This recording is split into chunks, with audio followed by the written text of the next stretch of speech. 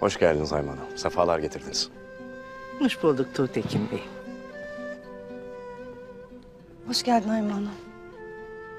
Hoş geldiniz. Hoş bulduk Gökçe Hatun.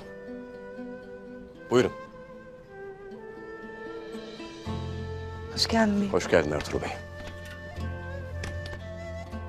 Hoş bulduk Tuğtekin Bey.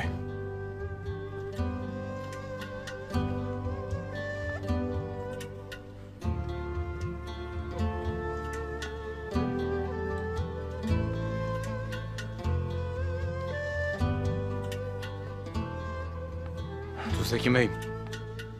Hoş geldiniz. Buyurun. Eyvallah.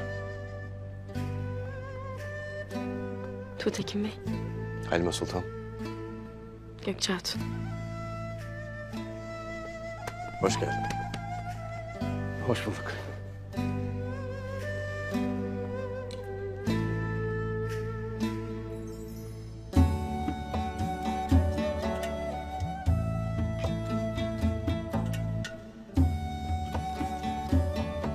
Hoş geldin. Hoş geldin.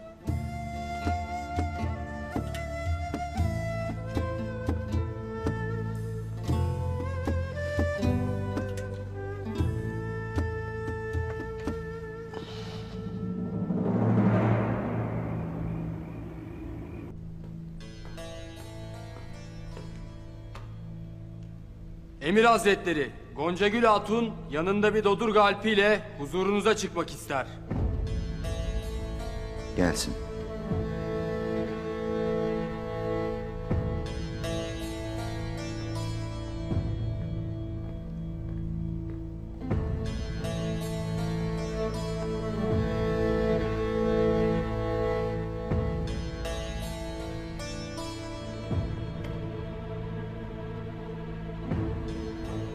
Neden buradasın? Gümüştekin Bey'imden her ne olursa olsun devletin yanında olmayı öğrendim Emir Hazretleri.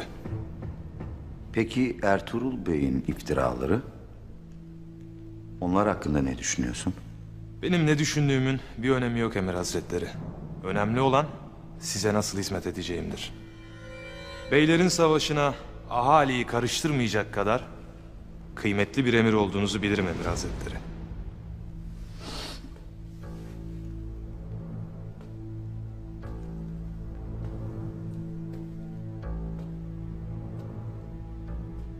Devletine olan bağlılığın beni bahtiyar ediyor evladım. Boğaç Alp'in size çok kıymetli bir haberi var Emir Hazretleri. Öyle mi? Neymiş o? Ertuğrul Bey'in kardeşi Dündar Bey ile Halime Sultan'ın kardeşi Şehzade Yiğit obaya gelmek üzere. Nereden öğrendin bunu? Halime Sultan'ın 2 çocuk için çadır hazırlığı yaptığını bilirim Emir Hazretleri.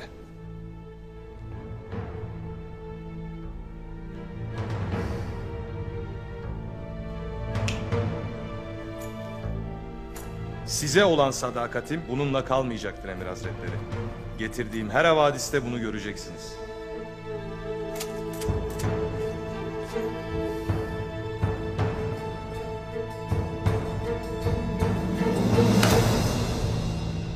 Hiçbir ihaneti cezasız bırakmam. Ama sadakati de iyi ödüllendiririm. Beni anlıyorsun değil mi? Anladım Emir Hazretleri. Güzel. Şimdi git, obada gözüm kulağım ol.